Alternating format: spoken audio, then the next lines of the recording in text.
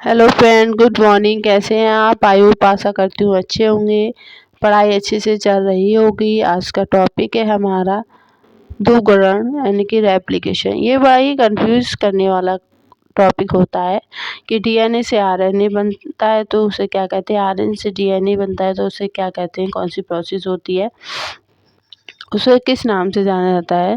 तो ध्रुवण रेप्लिकेशन, एक होता है ट्रांसक्रिप्शन, एक होता है ट्रांसलेशन, एक होता है रिवर्स ट्रांसक्रिप्शन, एक रिवर्स ट्रांसक्रिप्शन होता है, एक होता है आणविक जीव विज्ञान का प्रधान सिद्धांत यानी कि central dogma of molecular biology. तो रेप्लिकेशन में क्या होता है, जो ओल्ड डीएनए होता है, ओल्ड डीएनए से न्यू डीएनए का बनना ही रेप्लिकेशन कहलाता है। जब कोई पुराना डीएनए होगा, डैमेज हो चुका होगा, फिर उसको न्यू वर्जन होगा, उसका रीजनरेट होगा, तो उसको हम कहते हैं रेप्लिकेशन कहलाता है। ट्रांसक्रिप्शन की बात करें तो ट्रांसक्रिप्शन में देखा जाता है कि डीएनए से आरएनए का संश्लेषण होता है। इसमें क्या होता है, डीएनए से आरएनए का संश्लेषण होगा, डीएनए से आरएनए का संश्लेषण होता है। इसमें डीएनए के एक किनारे पर आरएनए के न्यूक्लियोटाइड्स आकर जुड़ जाते हैं, तो एक अस्थायी टेम्पररी डीएनए हाइब्रिड का फॉर्मेशन होता है। इसमें थायमिन के स्थान पर यूरेसिल होता है। इसमें क्या होता है, थायमिन के स्थान पर यूरेसिल आ जाता है और इस प्रोसेस को हम क्या कह रहे हैं, ट्रांसक्रिप्शन कहते हैं। इस प्रोसेस को हम क्या कह रहे हैं, इसको हम ट्रांसक्रिप्शन कहते हैं। ट्रांसलेशन में क्या होता है, मैसेंजर आरएनए जो होता है, जो केंद्र से न्यूक्लियस से निकलकर कोश का द्रव्य में राइबोसोम की सरफेस पर आ जाता है, सतह पर आ जाता है, राइबोसोम की सरफेस पर आ जाता है।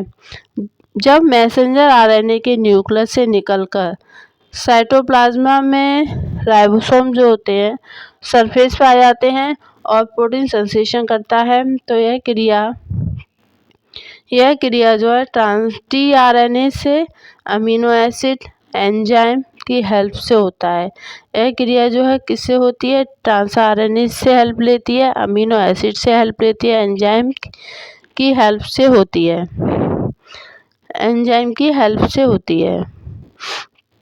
प्रोटीन संश्लेषण की इस क्रिया को हम क्या कह रहे हैं, ट्रांसलेशन कहते हैं। इस प्रोसेस को क्या कहा गया है, ट्रांसलेशन कहा जाता है। जब जो है कोई मैसेंजर आरएनए से न्यूक्लियस से निकलकर कोशिका द्रव्य में राइबोसोम जो होते हैं उसके सरफेस पाए जाते हैं और फिर क्या करते हैं, वो प्रोटीन संश्लेषण करते हैं। प्रोटीन संश्लेषण के लिए उनके लिए इस ट्रांस आरएनए हेल्प करता है, अमीनो एसिड एंजाइम हेल्प करते हैं। प्रोटीन संश्लेषण की इस क्रिया को हम क्या कह रहे हैं, ट्रांसलेशन कहते हैं। रिवर्स ट्रांसक्रिप्शन में क्या है, इस क्रिया की खोज टेमिन तथा बाल्टीमोर थे साइंटिस्ट, उन्होंने 1775 में की थी। आरएनए से डीएनए का निर्माण होता है। इसमें क्या होता है, रिवर्स ट्रांसक्रिप्शन में आरएनए से डीएनए का फॉर्मेशन होना, आरएनए से डीएनए का निर्माण होता है। इसमें डीएनए क्या करता है, एक टेम्पलेट का कार्य करता है। डीएनए का कार्य क्या है, यहाँ पर एक टेम्पलेट का फॉर्मेशन यानी कि टेम्पलेट का फंक्शन करना होता है। इसमें डीएनए एक टेम्पलेट का कार्य करता है।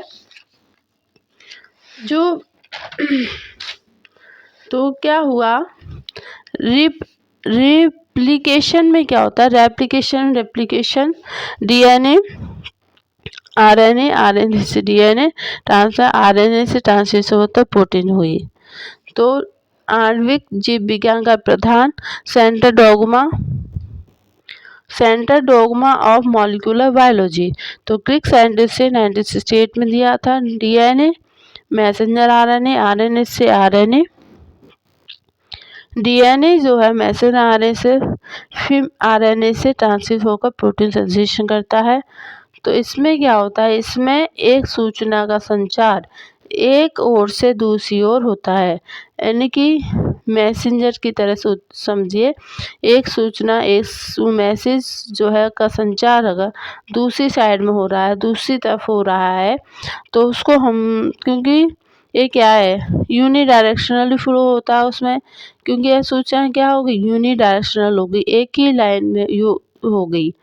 तो इसमें एक सूचना का संचार एक ओर से दूसरी ओर होता है, क्योंकि सूचना जो होती है यूनिडायरेक्शनली फ्लो में होती है। सेंट्रल डोग्मा का मॉलिक्यूल जो होता है, सेंट्रल डोग्मा और मॉलिक्यूलर बायोलॉजी में क्या होता है, एक सूचना का संचार जो है एक ओर से दूसरी ओर होता है, यही क्या होता है, यूनिडायरेक्शनली फ्लो होती है। तो थैंक यू फॉर वॉचिंग, धन्यवाद।